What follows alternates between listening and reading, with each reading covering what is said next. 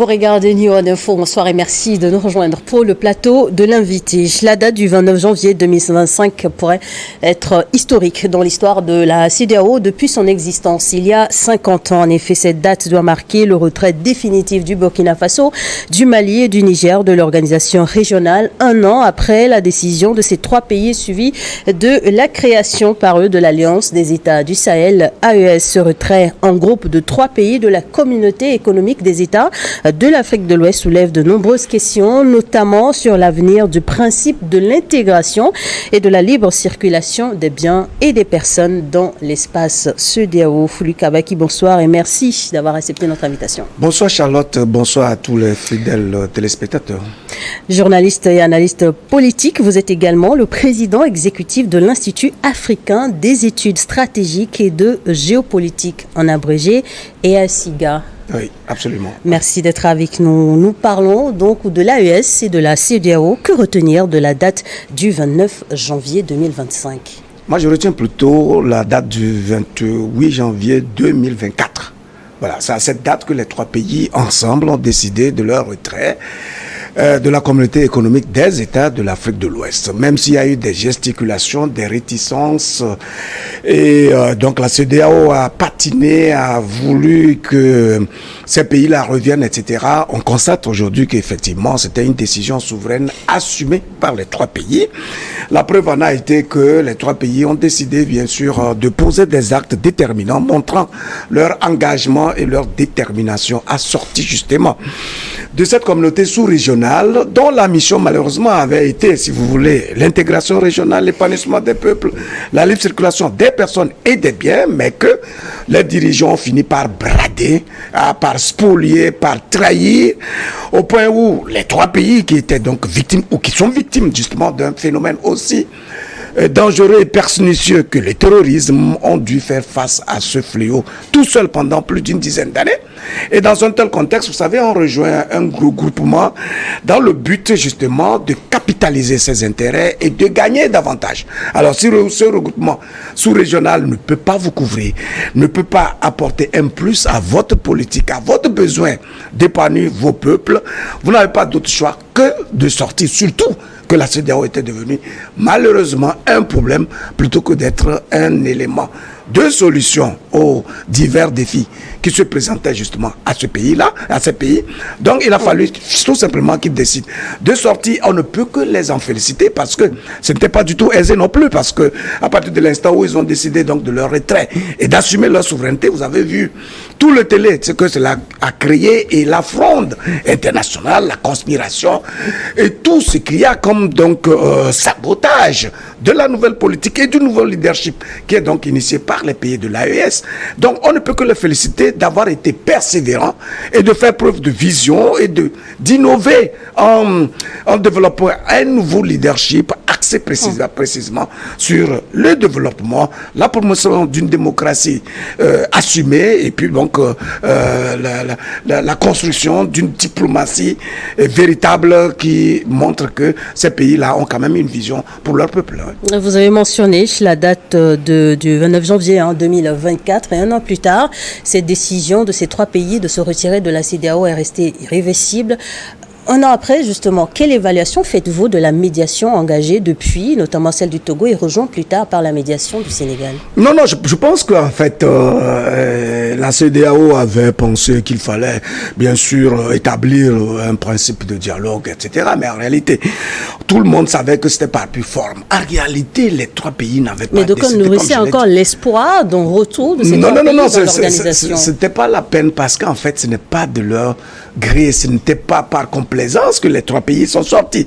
C'est parce que, comme je l'ai dit, la CEDEAO est devenue un problème pour ces pays-là et leur peuple. C'est-à-dire qu'il a été documenté que la CEDEAO s'est érigée en structure frondeuse contre, vous vous rappelez, les sanctions inhumaines, illégales, illégitimes, vraiment sauvages qui ont été prises, notamment contre le Mali et contre le Niger. Et donc, cette situation a fini par étouffer l'âme de ces peuples-là.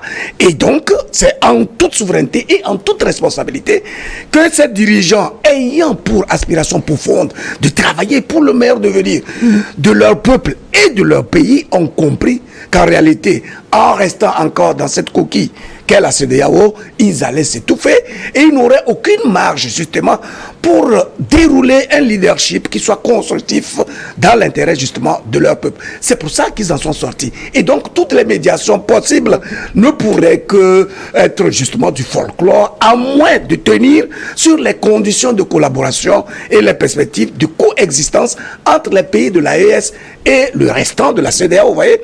Donc je pense que aujourd'hui les leaders de la CEDEAO, je veux dire de l'AES, sont en train quand même de nous montrer la belle voie par laquelle on doit pouvoir passer pour construire nos pays, ce qui devait être assumé en réalité par la CEDEAO, puisque l'esprit et la lettre dans lesquels cette CEDEAO avait été créée en 1975, et comme je l'ai dit, visait précisément à créer un espace communautaire dans lequel un certain nombre de paradigmes devaient être respectés, de sorte qu'on puisse avoir l'épanouissement, la libre circulation, et en tout cas tout ce qui est lié au développement de nos pays-là. Malheureusement, cette CEDEAO, s'étant laissée inféoder par les puissances occidentales, ne s'appartenant véritablement plus, n'avait plus le leadership nécessaire pour assumer une telle vision. Et donc aujourd'hui, l'AES qui est mise en place et qui est assumée donc par ces pays-là, ces dirigeants, avec les moyens endogènes, nous montre qu'évidemment, il y a encore de l'espoir. Et il me semble que la voie qui va être entreprise, c'est que cette AES finisse par se métastaser. La preuve en a été que des pays commencent justement à lui faire la course. Ça veut dire que justement, tout le monde on va aura une tâche. On va en venir, mais avant une réunion des ministres des Affaires étrangères de la Confédération de l'AES réunie dimanche 26 janvier 2025 à Ouagadougou, Burkina Faso, a convenu d'une approche globale de négociation de sortie de l'AES de la CEDEAO. Que reste-t-il concrètement à faire après la date du 29 janvier? Non, en fait, parce que vous savez que dans l'espace communautaire, il y avait par exemple la libre circulation, c'est-à-dire que vous pouvez circuler en tant que citoyen de la CEDEAO sans visa, vous pouvez aller dans tous les pays, etc., etc. Aujourd'hui, que les trois pays ne font pas partie précisément de cette communauté, et cela veut dire qu'en réalité, il peut éventuellement, en termes de représailles, la CEDEAO peut vouloir, par exemple, les autres pays des membres de la CEDEAO peuvent vouloir instaurer les visas, instaurer d'autres conditions, etc. Donc, les pays de l'AES font bien justement de parler d'une seule voix. Et donc, dans un premier temps, ils ont anticipé pour dire que dans leur espace, en tout cas tous les citoyens de l'espace communautaire CEDEAO sont libres d'y passer sans condition aucune. Vous voyez? Donc, il n'y a pas question de visa. Et en même temps, ils mettent en place un passeport de l'AES, donc que les pays, donc membres de les citoyens membres donc, de cet espace pourront utiliser librement pour circuler partout où ils voudront. Quel changement majeur peut-on observer dès lors que ce divorce est consommé? Non, le changement majeur, c'est donc de négocier avec les pays de façon bilatérale, avec les autres pays membres, de sorte que les citoyens ne puissent pas subir les revers justement d'une sortie, en tout cas de cette sortie des pays de l'AES, donc de cette communauté CEDEAO.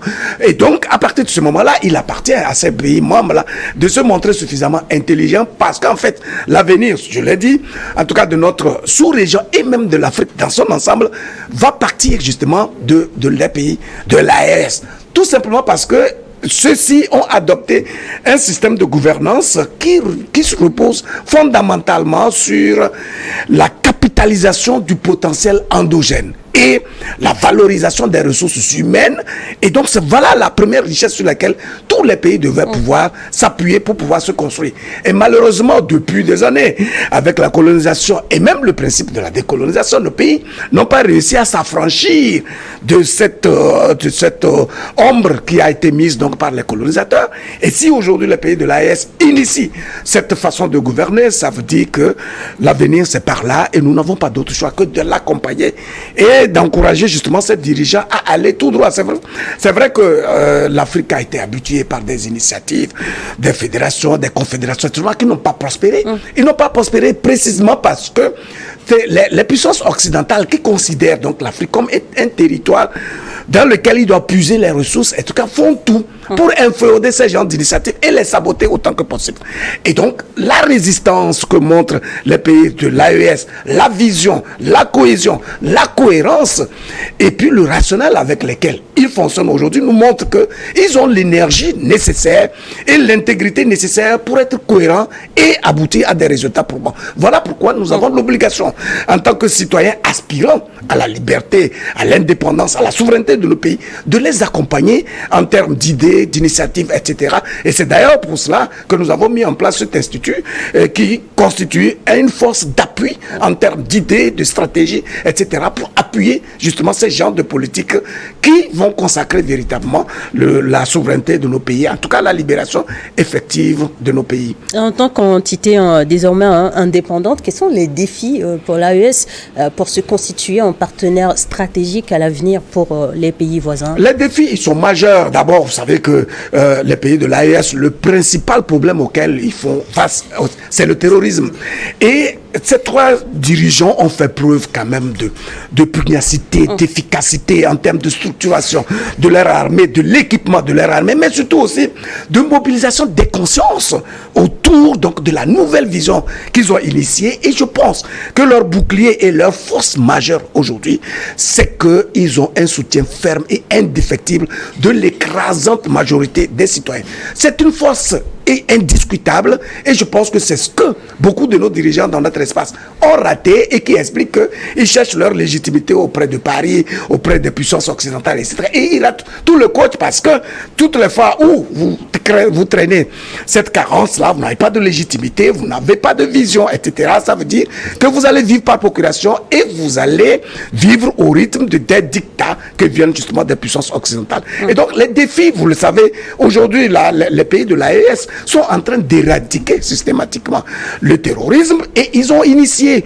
beaucoup d'autres choses dans le domaine de la démocratie, dans le domaine, si vous voulez, du développement, là, avec la perspective de mise en place d'une banque d'investissement, des infrastructures, il y a des projets de construction des autoroutes et puis des rails, etc., etc. Vous avez vu au Burkina Faso, par exemple, l'usine de fabrication de tomates, l'usine de recyclage des déchets, l'usine, etc., dans l'agriculture. Il en est de même du Mali, il en est de même du Niger, où on a nationalisé, où on a arraché à la France l'exploitation de l'uranium, etc. Le Mali, récemment, a nationalisé sa mine, une des mines d'or de référence, etc.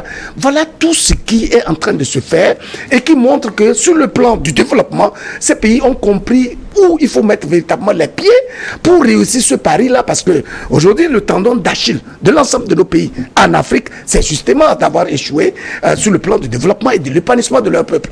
Un dirigeant qui est conscient qu'il n'a d'existence que par les œuvres qu'il pose, en tout cas qu'il accomplit dans l'intérêt de son peuple, ne peut que se consacrer à cela.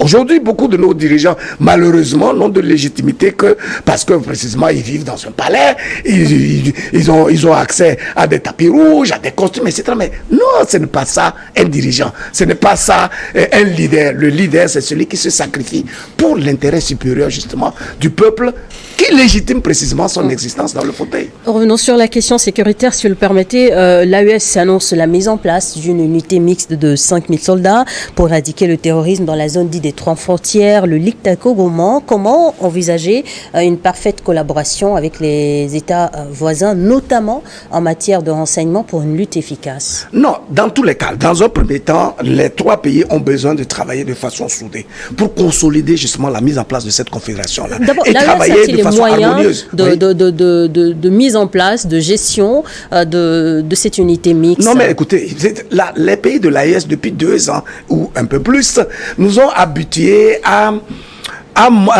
une culture de résultats. C'est-à-dire que tout ce qu'ils annoncent, ils le font avec méthode.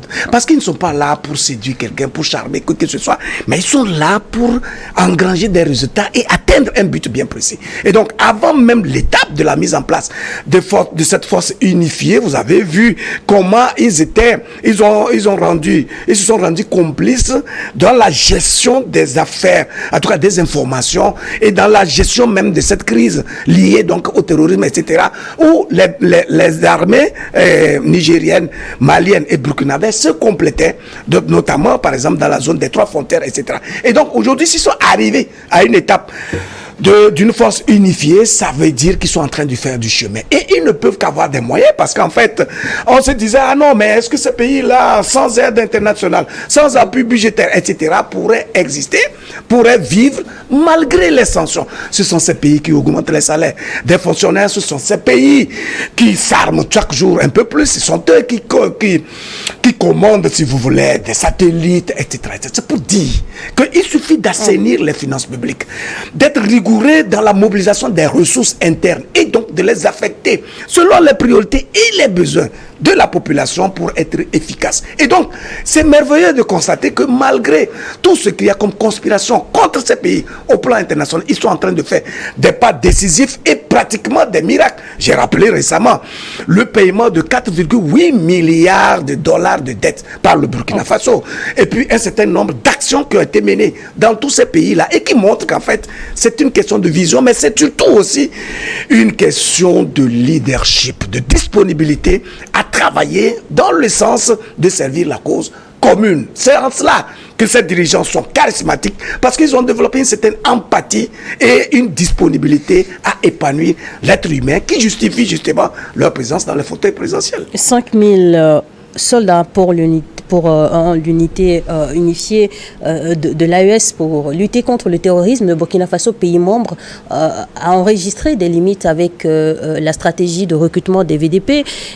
Comment est-ce que à 3 000 hommes réalisables? 5 000 hommes. Non, parce que comme je l'ai dit, je pense que ils sont les mieux placés pour comprendre leurs besoins et mettre en place des stratégies, les formules qui puissent s'adapter justement aux défis auxquels ils font face. Et comme je le dis, depuis là, nous avons constaté qu'ils ne pérorent pas, ils ne font pas des discours comme nous sommes habitués, etc. Ils posent des actes et ils le proclament.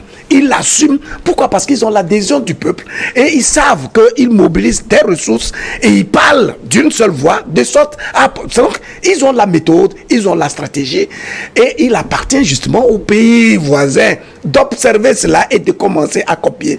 Parce que tout cela relève du bon sens et tout cela relève aussi du besoin de travailler pour la cause commune. Et donc, en termes de stratégie, je n'ai aucune inquiétude, je sais qu'ils vont aboutir à des résultats probants. Et 5 000 hommes, ce n'est que le début. Tu voyez, ils ne sont pas, si vous voulez, des fanfarons. Ils auraient pu annoncer 20 000 hommes, 30 000 hommes. Ça veut dire que si, pour une population de 72 millions d'habitants, on annonce aujourd'hui une force unifiée de 5 000 hommes, c'est en raison des besoins d'équipement, de formation, en tout cas d'élaboration, et c'est en termes de conquête d'une certaine efficacité de cette structure-là. Vous allez voir que peut-être après un an, ils vont agrandir ce chiffre-là vers 10 000, 15 000, etc., etc. Parce qu'ils font la politique de leurs moyens et ils font en sorte à ne rater aucune étape de leur évolution progressive, en tout cas vers l'affranchissement et la souveraineté tant proclamée dans d'autres pays, mais jamais conquise. Le lancement officiel du passeport de l'AES, une étape importante pour la nouvelle configuration en raison du retrait de l'AES de la CEDEAO. Quel avantage ce passeport offre-t-il aux citoyens de cet espace? Parlant justement de ce passeport, en un an, les 3 pays de l'AES sont parvenus à mettre en place un passeport commun. Ce que la CEDEAO a dû faire après 25 ans. Parce que vous savez, la CEDEAO a été créée en 1975 et c'est en l'an 2000 que la CEDEAO a mis en place un passeport commun. Vous voyez le niveau d'efficacité justement dans la stratégie de gouvernance des pays de l'AES. Ceci dit, l'important c'est de montrer, ce sont des symboles qui matérialisent en fait la mise en place de cette structure de l'AES. Donc là, toutes les fois où vous voyez sur le passeport, on a mis l'AES, ça vous rappelle et toute la vision et toute la politique qui est menée par les 3 pays là, voyez-vous, en dehors justement des pas décisifs qui sont menés sur le plan politique, sur le plan du développement, sur le plan de l'économie. On a besoin des symboles pour consolider justement l'action, ou en tout cas l'évolution progressive justement de cet est suffisant pour assurer la sécurité et l'intégrité de ce passeport? Mais non, pour la sécurité, il n'y a pas de problème. C'est une question technique. C'est la mise en place je veux dire, technique, en tout cas sur le plan de la biométrie, etc. Ça, ce n'est même pas un problème. La sécurité du passeport n'est même pas en jeu. Voyez-vous, ce qui est en jeu, c'est que les peuples adhèrent au principe donc d'adoption d'un passeport unifié et qui donc porte l'identité de ce regroupement, en tout cas de cette alliance, qui montre que les gens ont décidé non seulement de se retirer donc de ce conglomérat qui n'était qu'en réalité une coquille, en tout cas qui ne répétait que des dictats qui viennent de l'extérieur, pour s'assumer à travers une identité qui leur est propre. Donc au-delà justement d'un passeport, c'est en réalité toute la vision qu'il y a autour de l'action des pays de l'AES et qui sous-tend que tous les pays doivent disposer d'eux-mêmes et donc capitaliser leur potentiel endogène et valoriser justement tout ce qu'ils ont comme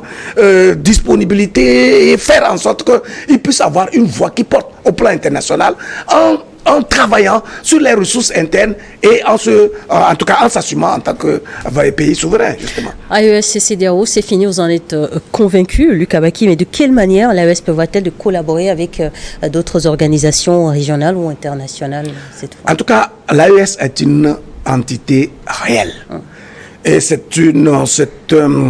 un produit qui agit véritablement dans la géopolitique mondiale aujourd'hui. Vous voyez, au départ, ça avait été très difficile, notamment pour le Mali, parce que c'est le pays pionnier en la matière, lorsqu'il a décidé de rompre les accords, de faire partir toutes les forces extérieures qui étaient dans son pays, etc. Il y a eu vraiment un tollé général et on a parié, beaucoup avaient parié sur la disparition du régime malien, etc. Mais plutôt que de la disparition, on se rend compte que c'est plutôt le Burkina Faso qui a suivi le mouvement, ensuite le Mali, etc. Et aujourd'hui, il constitue une entité remarquable dont on parle, dont les puissances occidentales ne parlent plus véritablement. Vous savez, l'arrogance avec laquelle la France parlait du Mali, etc.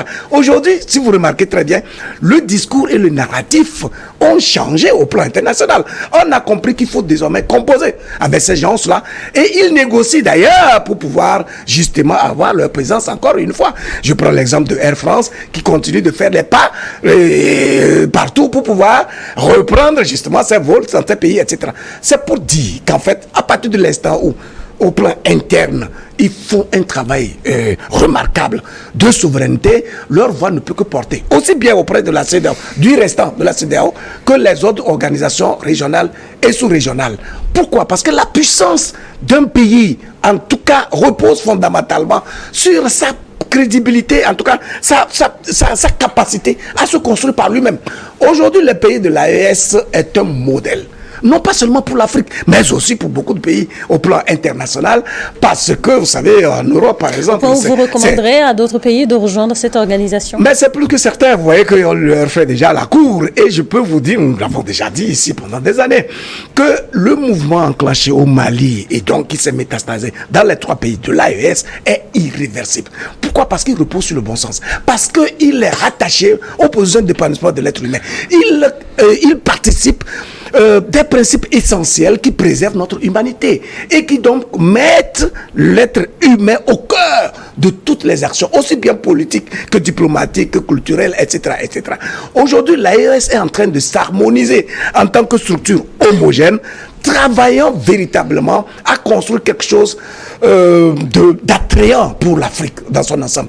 On ne peut qu'accompagner cela et encourager précisément ces dirigeants-là à secréter chaque jour l'énergie nécessaire pour supporter tous les aléas et les soubresauts qui viendraient percuter leur vision.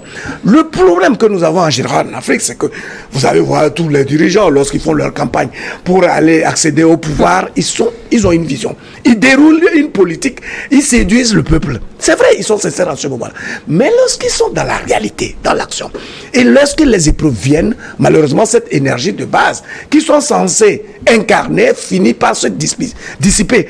parce qu'ils ne sont pas concentrés sur l'essentiel. Ils s'attachent à tout, et puis les puissances occidentales sont là aussi pour nous distraire, etc. etc. Aujourd'hui, les pays de l'AES nous montrent qu'ils sont focus. Ils sont très concentrés donc sur les priorités qui sont liées aux besoins d'épanouissement de leur peuple. Il me semble qu'ils vont finalement finir par faire le pas et ils vont devenir une référence, non pas seulement pour l'Afrique, mais pour beaucoup de pays dans le monde. Après le retrait du Burkina Faso, du Mali et du Niger, il ne resteront plus que 13 comme pays membres de la CEDEAO. Quel avenir voyez-vous pour cette organisation? Non, pas 13, je pense qu'ils sont 12, parce que la Mauritanie était partie depuis. Ils étaient 15, maintenant 50 les trois ans pays après sont sa partis. création. Non, je vous ai dit que, vous savez, il y avait une vision. Il y avait un esprit et une lettre au départ en 1975, lorsque les trois pays, ces pays-là s'étaient mis ensemble. Mais malheureusement, cette vision a été trahie. A été trahie non seulement par les gouvernants de notre espace, mais aussi par les puissances occidentales qui voient la menace venir. Parce qu'en fait, plus nous sommes déstabilisés, instables, incohérents, mieux ils justifient leur présence et ils nous fragilisent pour pouvoir bénéficier justement des ressources dont nous disposons, mais surtout aussi d'une aura qui nous donne le sentiment que les puissances occidentales sont les références du monde. Mais c'est quand même absurde parce que, voyez-vous, je vais vous faire une petite comparaison, vous allez voir combien nous sommes abrutis nous-mêmes.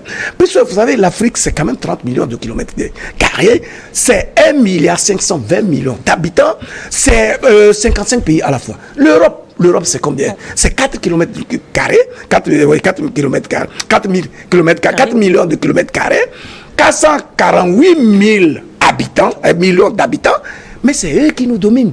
Or, l'être humain, c'est l'élément indicateur, en tout cas, c'est l'unité de mesure, en fait, du développement. Donc, ça veut dire que les 1,520 milliard que nous constituons en Afrique ne sont pas capables de s'organiser, chacun en ce qui le concerne pour impacter son environnement et impacter le monde. Nous sommes le deuxième continent le plus grand en termes de nombre et en termes de superficie aussi. Ça veut dire qu'on a un potentiel de base. Et en termes même de ressources, nous sommes les références du monde. Pourquoi donc on n'a pas cette capacité de capitaliser tout notre potentiel, d'utiliser toutes les intelligences existantes pour pouvoir nous construire L'Afrique est-elle aujourd'hui prête à changer la donne? Voyez-vous? L'Afrique est-elle aujourd'hui prête à changer la donne? Il faut qu'elle soit prête. Et c'est une question de leadership. C'est d'ailleurs pour cela que nous accompagnons tout ce qui se fait dans les pays de l'AES, parce que c'est la voie à suivre. Ce n'est pas un président de la République qui n'est pas là pour lui. Il est porté par un peuple et il doit travailler pour ce peuple-là. Il doit faire preuve de disponibilité, d'intelligence, d'efficacité dans l'action et libérer les énergies autour de lui de sorte que chaque citoyen se sente concerné par le besoin de construire justement sa nation. Vous voyez, malheureusement, ils ont échoué ce pari-là et voilà, les pays de l'AES sont en train de leur donner l'exemple. 29 janvier 2025, date historique marquant le retrait définitif du Burkina Faso, du Mali et du Niger de la CEDEAO après plus de 49 ans de collaboration. En tant qu'analyste politique, comment envisagez-vous l'avenir de l'AES dans les prochaines années? Quels sont les espoirs vos espoirs pour l'organisation? Il est évident qu'il y a encore des épreuves, des défis à relever. Et c'est d'ailleurs pour cela que nous pensons que les trois dirigeants doivent encore se conforter, se créer l'énergie nécessaire pour pouvoir véritablement transverser, en tout cas réussir le pari, en tout cas de réussir tout ce qui est comme défi, etc., etc. À partir de ce moment-là, la première clé dont ils disposent, c'est la vision. Et ensuite, ils ont la volonté, la disponibilité nécessaire. Ensuite, ils ont l'adhésion du peuple. Une fois que vous avez tous ces paramètres autour de vous, vous ne pourrez que réussir. Et donc, ce qu'il faut, c'est qu'ils soient cohérents, qu'ils ne se laissent pas diviser. Parce que l'enjeu pour les puissances occidentales aujourd'hui, c'est de réussir le pari de les diviser. Une fois qu'on les divise, ou alors au plan interne, il n'y a plus de cohésion, il n'y a plus de dynamique unitaire, on pourrait s'inquiéter en tout cas de l'avenir. Autrement, s'ils restent dans la même dynamique comme ils le sont, je peux vous dire que dans les 2-3 ans, en tout cas dans les années qui suivent, l'AES deviendra les pays, en tout cas l'espace de référence. Et vous allez voir combien cet espace-là sera, en tout cas cette institution, sera courtisée, non pas seulement par les pays de l'Afrique, mais beaucoup de pays en Occident qui aujourd'hui font face à des défis majeurs qui sont en train de s'écrouler. Vous voyez, j'ai parlé une fois de la situation de la France, la situation économique de la France, la situation politique de la France. Et donc, c'est pour dire que tous ces pays-là qui hier nous donnait des leçons, risque de venir recevoir des leçons dans cet espace-là pour commencer à se construire. Merci Lucas Baki d'être passé dans l'invité sur Néo Info. Merci à vous également de nous avoir suivis. Mon ami.